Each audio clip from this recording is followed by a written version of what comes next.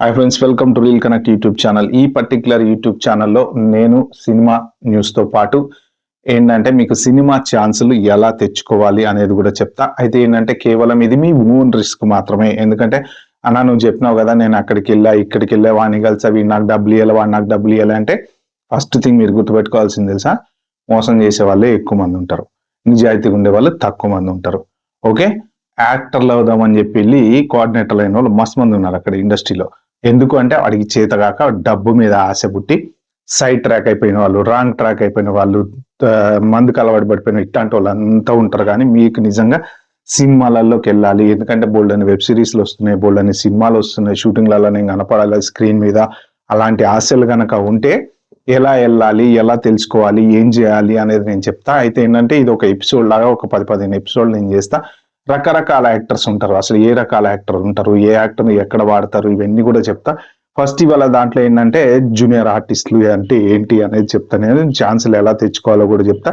వస్తుందో రాదైతే నేను గ్యారంటీ ఇవ్వను, కాకపోతే మీకు ఆశ ఉండి ఇంట్రెస్ట్ ఉండి మీరు వెళ్ళి ట్రై చేసుకోవాలి అనుకుంటే ఎలా ట్రై చేసుకోవాలనేది నేను చెప్తా. ఓకే, ఫస్ట్ ఆఫ్ ఆల్ ఏంటంటే మామూలు ఆర్టిస్టులు రకరకాలుగా ఉంటారు. సో ఇప్పుడు ఈ పర్టికులర్ దాంట్లో జూనియర్ ఆర్టిస్టుల గురించి మాత్రమే నేను చెప్తా. ఎవరైనా సరే ఫస్ట్ సినిమాలకు వెళ్ళాలని డైరెక్ట్గా వెళ్ళగానే మీకు ఛాన్స్ ఇయ్యరు, అన్లెస్ అంటే మీకు తెలిసిన డైరెక్టరో మీకు తెలిసినోడు ఎవడో ఉంటే తప్ప.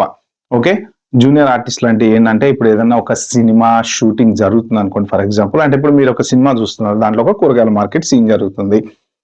అక్కడ మన హీరో ఎవరితోనో మాట్లాడుతూ ఉంటాడు.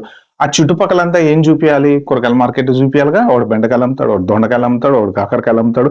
అంటే ఏంటంటే వాళ్ళందరూ కూడా రియల్ టైం ఎఫెక్ట్ మనకి ఇస్తుంటారు అనమాట.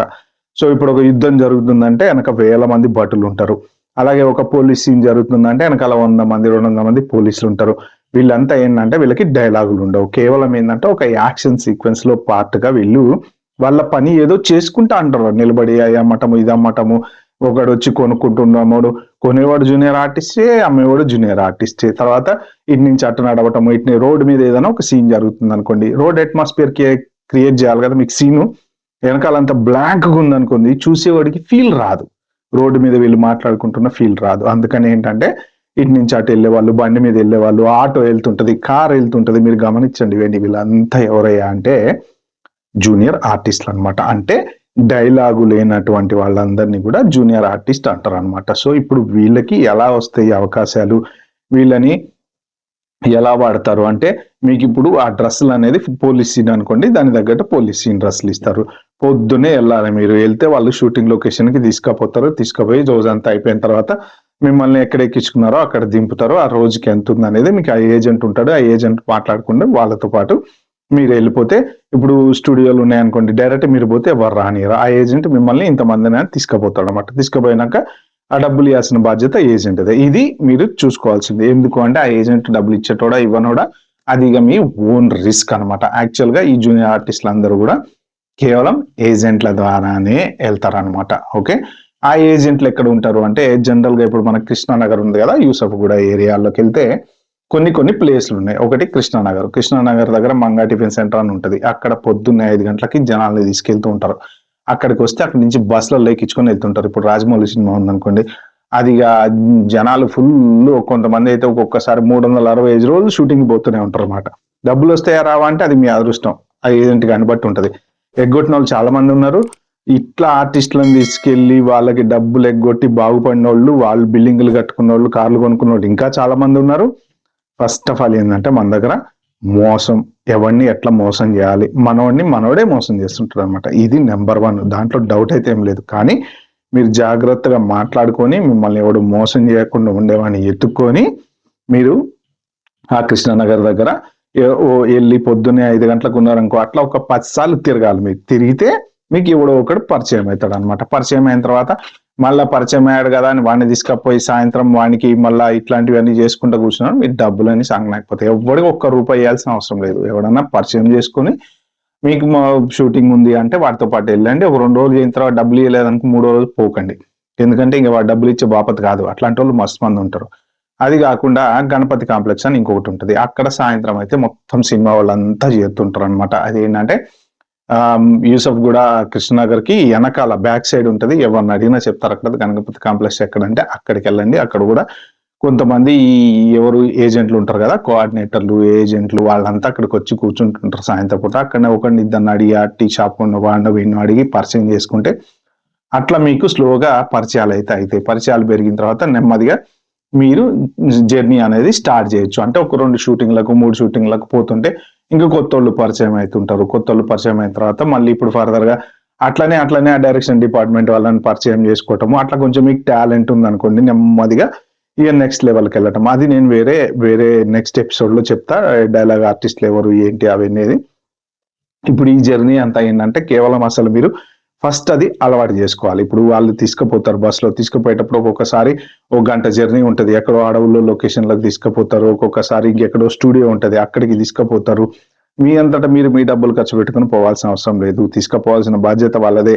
మీకు టిఫిన్, ఫుడ్ మొత్తం పెట్టాల్సిన బాధ్యత వాళ్ళదే. మళ్ళీ సాయంత్రం తీసుకొచ్చి దింపాల్సిన బాధ్యత వాళ్ళదే ఉంటుంది అనమాట. అట్లా మెయిన్ మీకు అవకాశాలన్నీ దొరుకుతాయి. ఆ యూసఫ్గూడ ఏరియా, గణపతి కాంప్లెక్స్, తర్వాత అమ్మంగా టిఫిన్ సెంటర్, ఇది కృష్ణానగర్ దగ్గర. అయితే కొంతమంది ఏం చేస్తారంటే పొద్దున్నే పడిగాపులు కాస్తుంటారు. ఏది స్టూడియో ఉంది, అన్నపూర్ణ స్టూడియో గేట్ దగ్గర పోతే 50 మంది కనపడతారు అక్కడ. అందరూ ఏంటంటే లోపల పోదాం, చూద్దాం అని ట్రై చేస్తూ ఉంటారు. మిమ్మల్ని రానివ్వరు. ఎందుకంటే లోపల పెద్ద పెద్ద వాళ్ళు ఉంటారు, షూటింగ్లు అవి జరుగుతుంటాయి కాబట్టి. అప్పుడెప్పుడో పెద్ద యాక్టర్ అన్నపూర్ణ స్టూడియో ముందు పండుకున్నాడు, ఇవాళ రోజున ఒక పెద్ద యాక్టర్ అయినా మీరు ఇట్లాంటి సినిమాలన్నీ ఊహించుకోకండి. ఆ రోజుల్లో చాలా మంది తక్కువ ఉన్నారు, ఆర్టిస్టులు తక్కువ ఉన్నారు కాబట్టి వాళ్ళకి అవకాశాలు ఈజీగా దొరికినాయి. ఇప్పుడు ఏంటంటే ఎక్కువైపోయారు. ప్రతి ఓడు ఆ సినిమా పిచ్చితోటి వచ్చేస్తున్నారు. వెబ్ సిరీస్లు ఎక్కువైపోయినాయి, సినిమాలు ఎక్కువైపోయినాయి, అవకాశాలు దొరుకుతున్నాయి. అట్ ద సేమ్ టైం మోసాలు ఎక్కువ జరుగుతున్నాయి, డబ్బులు ఎవడు ఇవ్వట్లేదు. ఇప్పుడు మీరు మనీ సినిమా చూస్తారు కదా, రామ్ గోపాల్ వర్మది. తనికెళ్ళ వారిని బ్రహ్మానందాన్ని ఎట్లా మోసం చేస్తాడు, బ్రహ్మానందం అందులో విలన్నే మోసం చేస్తాడు అనమాట. సినిమా అంటాడు, ఇట్లా చూపిస్తుంటాడు, అలా ఉంటాయి అనమాట. నిజంగా జరిగేవి అలానే ఉంటాయి.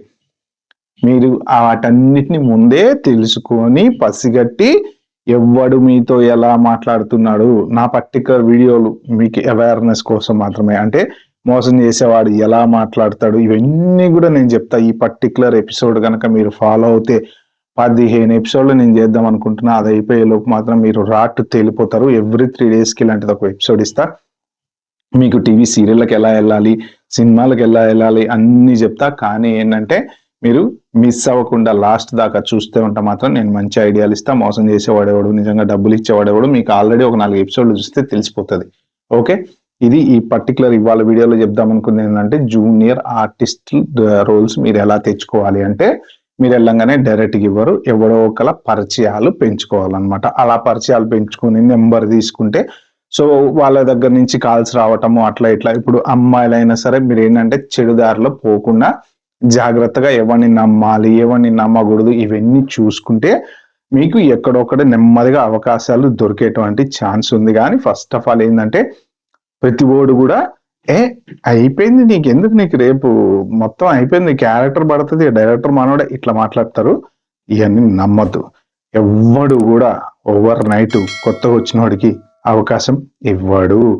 ఇప్పుడు ఉన్నటువంటి వాళ్ళందరూ కూడా ఏ పెద్దోళ్ళ కొడుకులో బిడ్డలో వాళ్ళు అయితే తప్ప మిగిలిన వాళ్ళంతా కూడా సంవత్సరాలు కష్టాలు పడి కొట్టుకొని యాక్టర్ అయిన వాళ్ళే. ఓకే ఫ్రెండ్స్, ఇది ఈ ఎపిసోడ్ నెంబర్ 1. నెంబర్ 2లో నేను ఇంకా ఫర్దర్గా ఎలా మాట్లాడాలి, మీరు అవకాశాలు ఎలా తెచ్చుకోవాలి, ఆడిషన్స్కి ఎలా వెళ్ళాలి, యాక్టింగ్ ఎలా చేయాలి ఇవన్నీ కూడా చెప్తా. ఇది గనక మీకు నిజంగా నచ్చితే మీరు ఒక 4గురికి నా వీడియో ఫార్వర్డ్ చేయండి.